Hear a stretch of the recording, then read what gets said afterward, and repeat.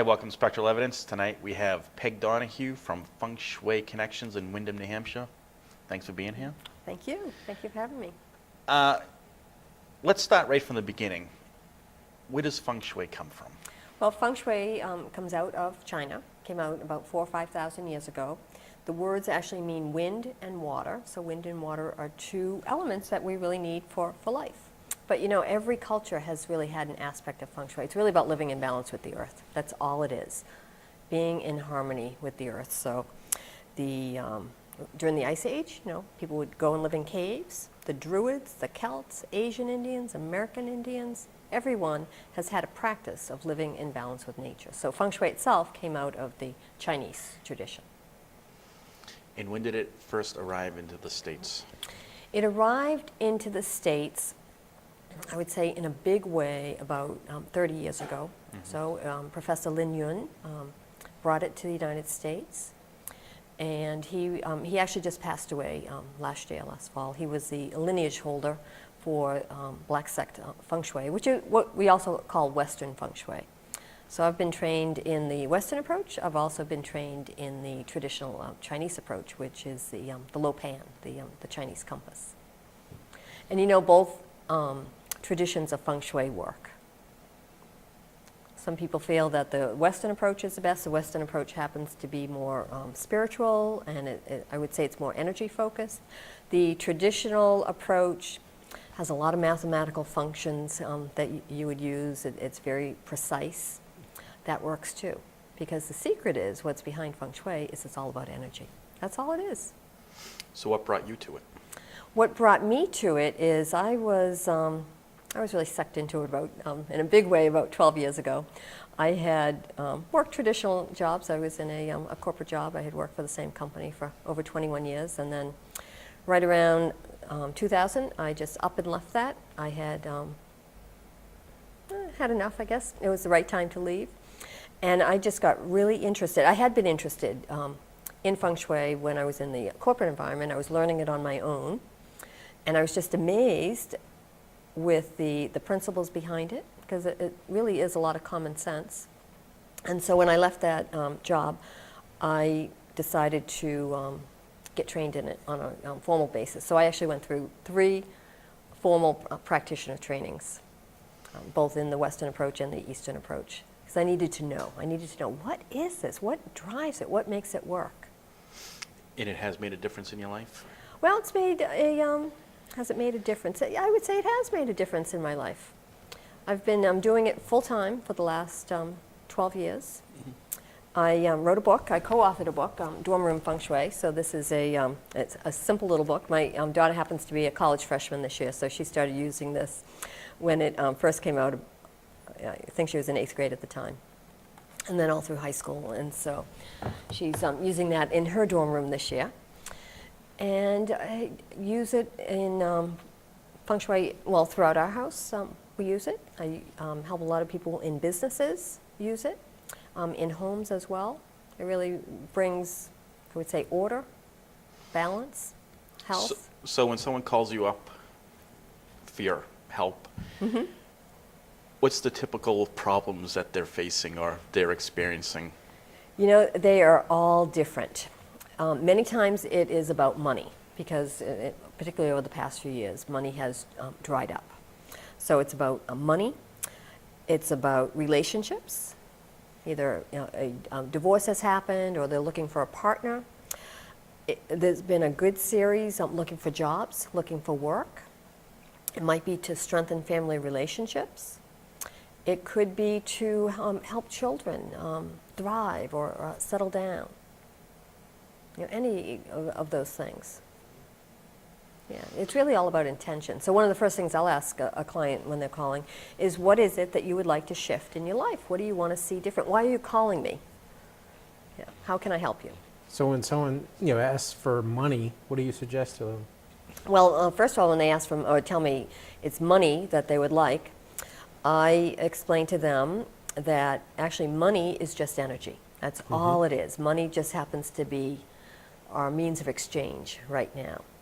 And so money also relates to blessings. And so first and foremost, you have to recognize the blessings in your life and be grateful for them and be very philanthropic and get rid of the stress. You have to actually get rid of the worry about the money, because the more you're worried about the money, the more you are pushing it away from you, because it's the energy. We are always attracting whatever it is we are thinking about, but more importantly, what we are holding in our subconscious energy fields. And it's subconscious, so we don't know it, but it comes out in our feelings. So if you pay attention to your feelings, you'll get a good read on what you're attracting and what you're pushing away. But that said, there is an area in everybody's space that relates to money, and so I do cue them in about that, and that happens to be the back left corner of your space. So it's always the back left-hand corner. From the black sect or the Western Feng Shui perspective, it is the back left. So it's the back left corner of your land, your house, and every room in your house. So you have lots of areas that you can work with if you are wanting to improve your money situation, attract more money in, get So the what are you flow gonna do? going. What do you do? What do you do? Well, first of all, with all of Feng Shui, you want to make sure that you have your environment set up so that you really love it.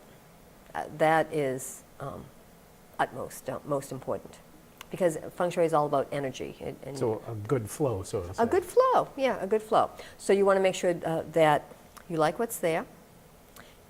Also make sure that all of your electric and plumbing is working, because if you have sockets that aren't working, or electric that's shorting out, or a drip in the sink, the toilet's running.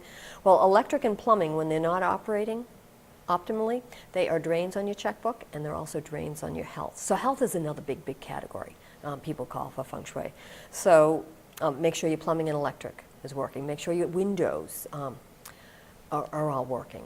Doors, so we pay attention to doors, we pay attention to windows. It's really some pretty basic things. So a sticky door would be a problem. A sticky door, yes, can be a big problem. I always go to the front door when I work with clients.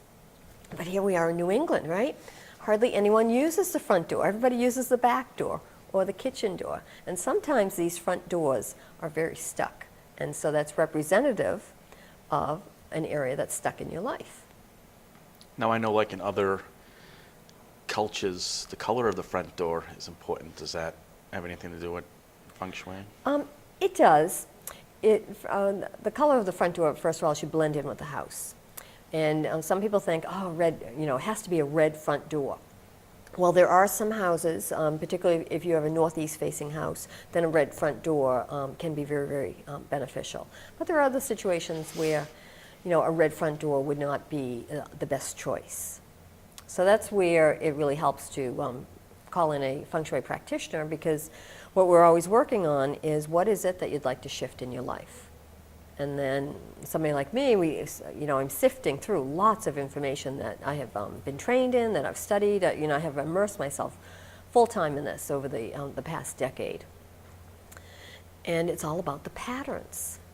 See, that's what's come out of the traditional Feng Shui. The patterns have built up for thousands of years. And so, I brought along some props tonight. And I was mentioning earlier that, we really don't even need any of these things. But they provide comfort to us. They can provide comfort to the average person. And it all depends on your style and your decor of what you like. But you can have great Feng Shui without any objects around as well, because it's about the energy. It's balance and flow. Right. That's what you're trying to attract really good, beneficial energy into your space, and also into your life, into your body ultimately. Okay, well, let's talk about some of your props. Okay. Let's start with things that you would commonly find in people's houses, like a wind chime. Okay. What So does a the wind wind chime do for you? The wind chime brings movement in. So a wind chime, you asked about money earlier.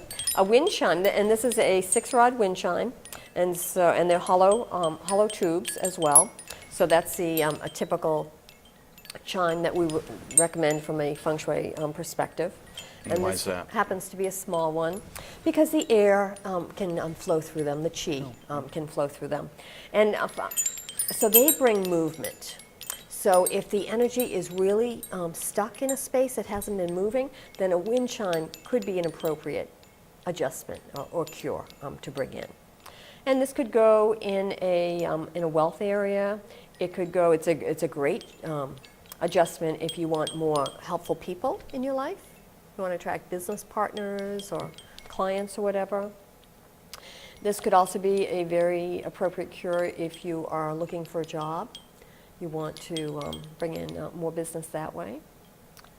So one of the things that we're working with always with Feng Shui is the Chinese system of the 5 elements. So this wind chime happens to be of the metal element. And so as a Feng Shui practitioner, I'm always working with clients to balance out what we call wood, fire, water, earth, and metal in their environment. So the wind chimes bring movement, dynamic movement, and sound.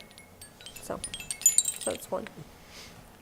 And now what about the mirrors? Oh, mirrors. Mirrors are what we often call the aspirin of Feng Shui.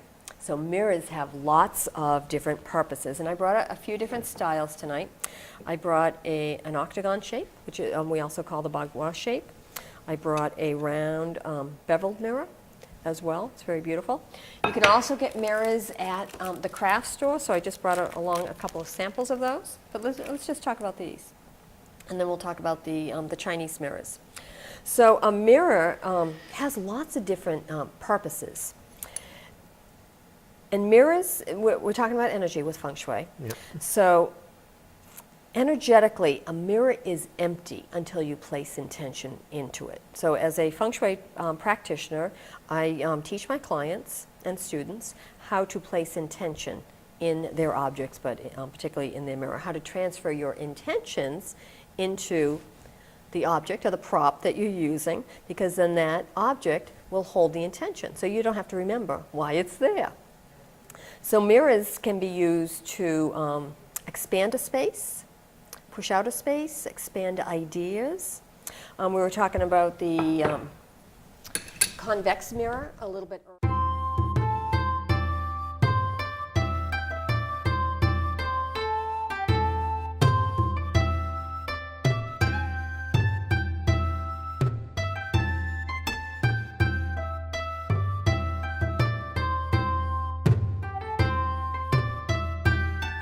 The Feng Shui Bagua. And the Feng Shui Bagua is what we call a symbolic map of life issues. So this is just one of the tools we use with Feng Shui. It's one that is very easy for people to grasp onto. So when we're working with the Bagua, you take your floor plan and draw a box around it. And you might have a little pop out, you might have a little room coming out here or up the back or whatever, but for the most part you draw a box around it.